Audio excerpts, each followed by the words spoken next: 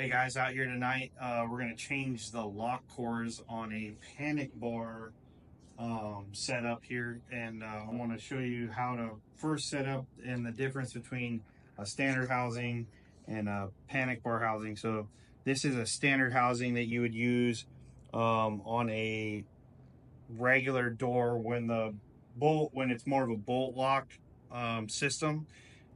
So first thing you want to do is get prepared to install the core in the housing here, and these are the housing. So you'll see this housing has a bigger toggle on it compared to the standard housings.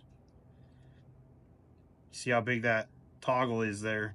Those work on this panic bar setup. So we'll take those. When you unwrap these out of the paper, they come with this little set screw here, and that locks in the core, which these are the cores.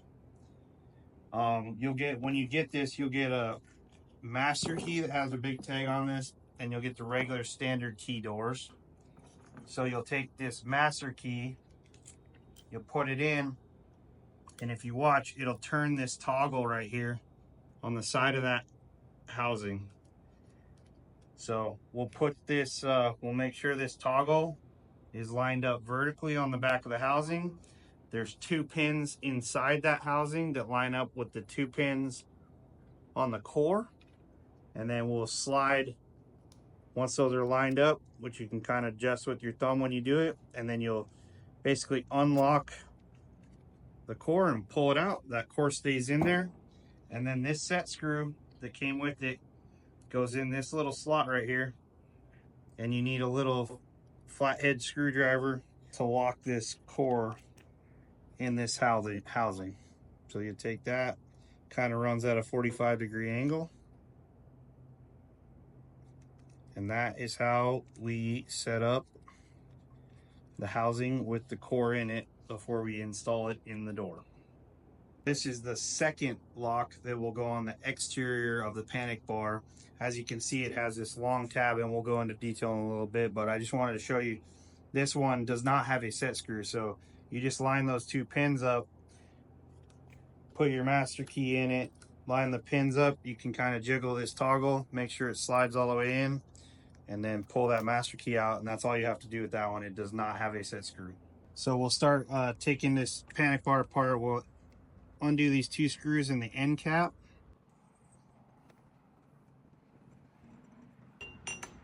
And then that will allow the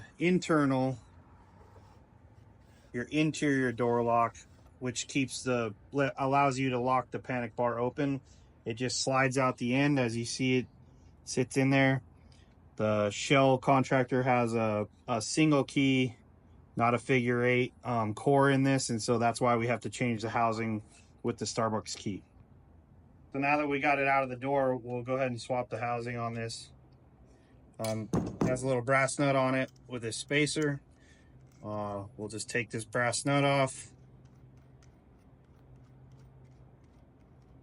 This brass nut will fit on our other housing we have here that we've already installed the core in.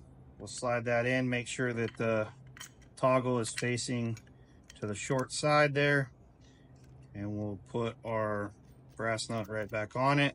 It is a brass nut. Brass nuts are usually made to prevent you from over tightening them, so we'll just finger tight it and then give it like a 1/16 of a turn to snug it in there a little bit. We don't want to over tighten that. All right, so now we'll start dismantling and taking this panic bar completely off the door in order to change the outside lock. So it's got 4 little Phillips head screws on this cap that covers this end where the catch is. It's got 2 on this side, 2 on the other side. Pop these off, this cover will come off, and then I'll show you here. We've got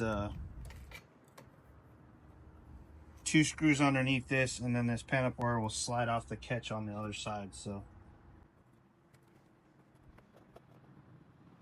the reason I'm teaching you guys how to do this is a lot of times you feel the need to have to call a locksmith, and it's not necessary. These things are actually pretty simple, and Starbucks specifically sends us the cores. So one thing you'll want to keep in mind is if you see a panic bar, a standard panic bar like this, you'll want to get a hold of LockNet early on in your job and make sure you request the correct housings for this style. So once you pull these two screws, this outside housing pops right off. And as you can see, it has one of those toggles on there. The key to that, the length of this toggle, if you get this too long, it won't allow the lock to actually transition. And then obviously if you cut it too short, you're not going to catch the lock. So I'll show you real quick. I'll take it inside, show you how to swap out this core and measure for length. So all right, so now we got the housing inside. It is a cool night out tonight, so I did bring it inside to do this little bit of work here. So it has 2 screws and a carrier. You got to unscrew these 2 screws out of the back of the housing. Your new lock will also come with screws that you can use if you don't have an existing one. As you'll see, they're notched to break them off for different lengths needed. So fortunately, this housing already has the screws in it that we'll just reuse in our housing. And like I said, a real critical part of this is the length of this toggle. And we've measured this already. It's about 1 inch long, a little under 1 inch. We've got it figured out on our new one. So when we put it in there, we'll break that one off to about the same length. We'll put it back in and make sure that the panic bar functions correctly. So this little carrier pops out, housing slides right out. How new housing goes right in.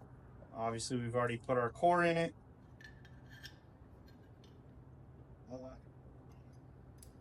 Carrier go back right through it. And we'll just put our 2 screws right back in it.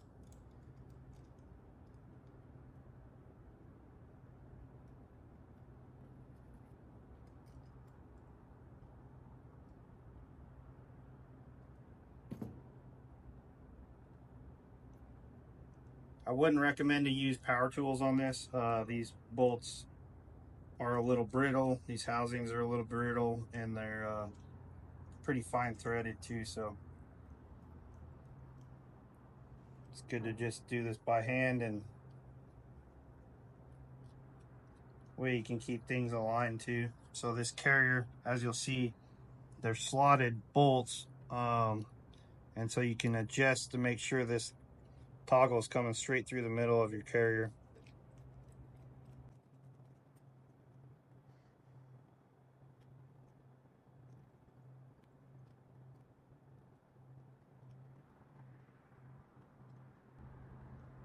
As you'll see, I'm rotating as I'm tightening back and forth to make sure that housing's in there nice and square, it's solid. It's not square.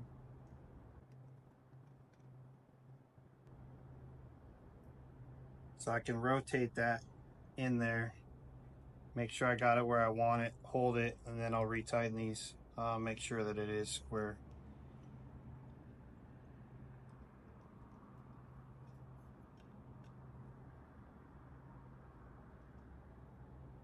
Again, working back and forth between screws just to make sure that thing has even tension in there. Now we got it nice and square, so we'll take this, like I said, we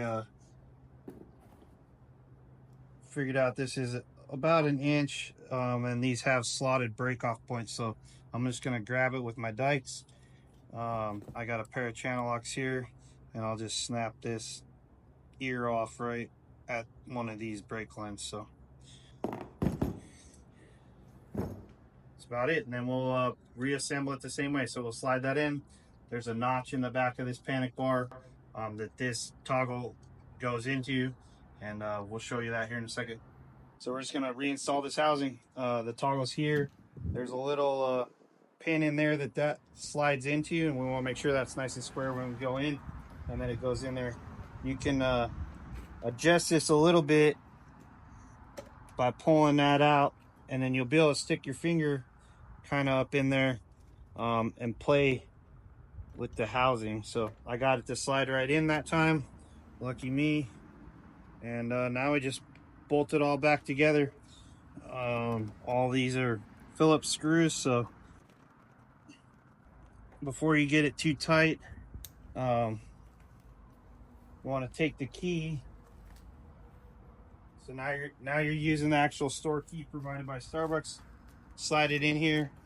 Make sure that this metal bracket, if your toggle's too long that you made, that metal piece will catch and it will stop about right there. So that'll be the telling point that if your toggle's too long.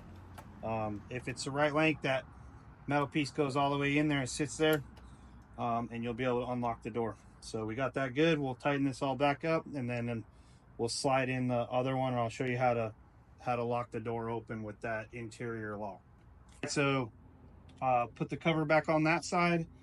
Push bar works great, and we're gonna just slide this back in. So we got the new housing installed, new core. You'll slide this right back into these little grooves, and we want the key side towards the panic bar here. And then we're going to test this real quick. So what you want, the purpose of this is you want to be able to push this down, and there you can hear a little click that locks that panic bar in there. Once it clicks, you just rotate the key out. Now the door is locked open, so it's functioning properly. We can go ahead and put the cap back on with these two screws, and we should be wrapped up with this install.